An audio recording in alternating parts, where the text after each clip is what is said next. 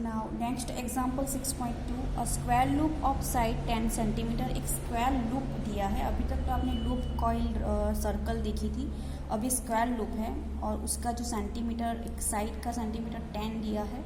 Square है इसलिए equal side होगी सारी की सारी। 10 सेंटीमीटर को आप कन्वर्ट कर लो मीटर में, यानी कि 0.1 मीटर। रेजिस्टेंस आपको दिया है 0.5 ohm. Okay, is place vertically in the east west plane.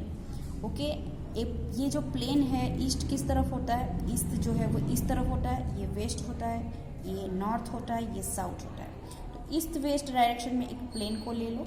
Okay, a uniform magnetic field of 0.10 tesla is set up across the plane in north east direction.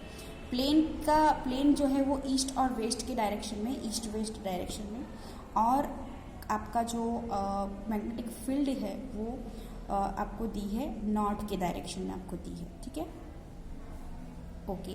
Now the magnetic field is decrease to 0 in 0.70 second. पहले कितनी थी, 10 थी, फिर कितनी हो गई, decrease. अब सोचो, अभी इन प्रीवियस लेक्चर में हमने पढ़ा जब मैग्नेटिक फील्ड इंक्रीज डिक्रीज होती है तो किसके ऊपर इफेक्ट पड़ता है, फ्लक्स के ऊपर, क्योंकि मैग्नेटिक फील्ड जब डिक्रीज इंक्रीज होती है फ्लक्स भी चेंज होता है और वहाँ पे ईएमएफ क्रिएट होता है। तो यहाँ पे फील्ड जो है वो डिक्रीज हुई।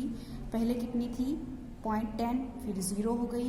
तो कितनी सेकंड में, टाइम भी दिया है, देखो टाइम के रिस्पेक्ट में जब फ्लक्स चेंज होता है वही, उसी को तो हम क्या बोलते हैं, इलेक्ट्रोमैग्नेटिक फोर्स।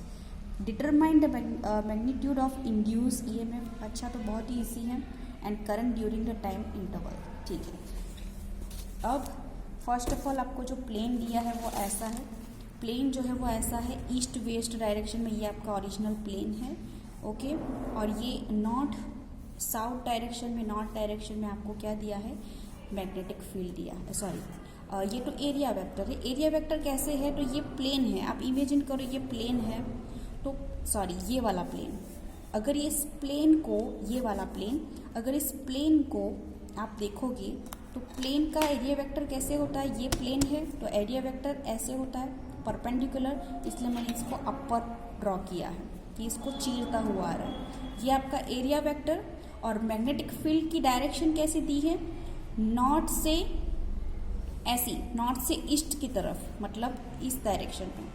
आया समझ में? तो आप देखो कि मैग्नेटिक फील्ड और एरिया वेक्टर के बीच में 90 एंगल है, तो ईस्ट के साथ मैग्नेटिक फील्ड की, ओके, सो इलेक्ट्रिक, यहाँ पे एरिया जो है, एरिया आप देख सकते हो, ये प्लेन का एरिया जो है वो नॉर्थ के डायरेक्शन में है, मैग्नेटिक फील्ड जो है वो नॉर्थ से ईस्ट के डायरेक्शन में है, तो दोनों के बीच में एंगल कितना बन रहा है, 45 डिग्री। तो ये आपको बहुत काम आने वाला है, थीटा। अब आपको पता है फाइंड क्या करना है आपको, इलेक्ट्रोमैग्नेटिक फोर्स। इलेक्ट्रोमैग्नेटिक फोर्स की डेफिनेशन आपको पता है, electromagnetic force E is equal to क्या होता है, electromagnetic force E is equal to होता है minus d phi upon d t. Phi B मतलब क्या है, फ्लक्स। टाइम के रिस्पेक्ट में जब फ्लक्स चेंज होता है, this is called electromagnetic force. बराबर, ओके। सो आपको पता होना चाहिए कि यहाँ पे आपको लेंथ दी है, नंबर्स ऑफ टर्न 1 दिया है। प्लेन का कोई टर्न नहीं होता, 1 ही है। B1 जो है, पहले मैग्नेटिक फील्ड जो है वो 0.1 है, उसके बाद 0 हो गई, थीटा 45 है, टाइम आपको दिया हुआ है 0.70 सेकेंड, एंड रेजिस्टेंस आपको दिया है 0.5 ओम। ओके, सो आपको फाइंड करना है ये d B upon d t. Okay, तो आपके पास क्या होना चाहिए, पहले तो आपका फ्लक्स चेंज हो रहा है, पहले फ्लक्स क्या है, दूसरा फ्लक्स क्या है, वो आपको फाइंड करना है। फ्लक्स की डेफिनेशन क्या है, फ्लक्स इज इक्वल टू क्या होता है, B into area into cos theta. यहाँ पे भी B into area into cos theta.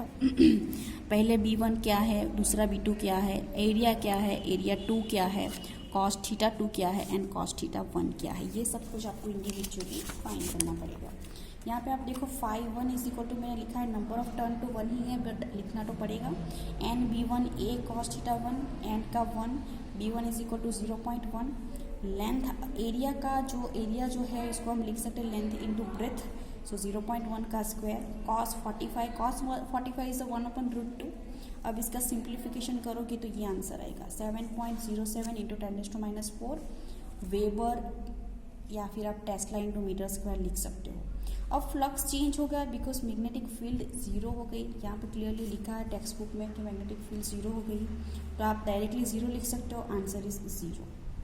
Okay, आपको φ2 मिल गया, φ1 मिल गया, तो उससे आप इलेक्ट्रोमैग्नेटिक फोर्स आप फाइंड कर सकते हो। देखो कैसे,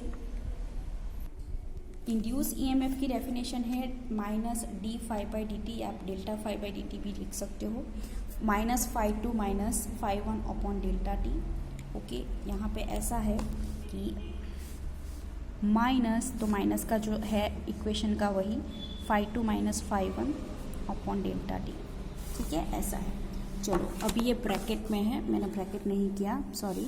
ओके, अब φ2 तो 0 है, φ1 की वैल्यू पुट करो, टाइम आपको दिया है, आप सिंप्लीफिकेशन करोगे तो आंसर इज दिस 10⁻³ वोल्ट। अब आपको करंट मेज़र करना है। करंट की ये डेफिनेशन आपने पढ़ी है। देखो ओम्स लॉ क्या कहता है, ओम्स लॉ क्या कहता है, V इज इक्वल टू क्या होता है, V is equal to IR। तो सेम ये भी वोल्टेज देता है, EMF भी वोल्टेज देता है, ठीक है।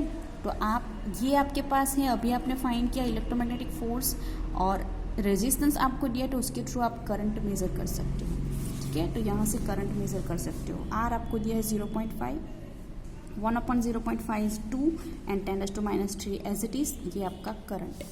Okay, that's it.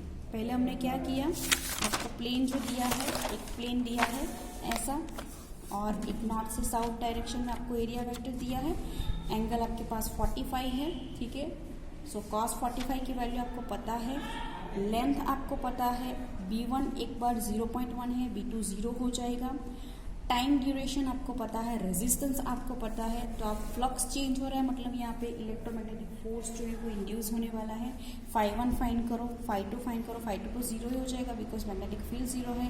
cos 45 की वैल्यू पुट करो 1/√2 और यहाँ पे पुट करो इलेक्ट्रोमैग्नेटिक फोर्स के डेफिनेशन में d∅/dt। Okay, that's it.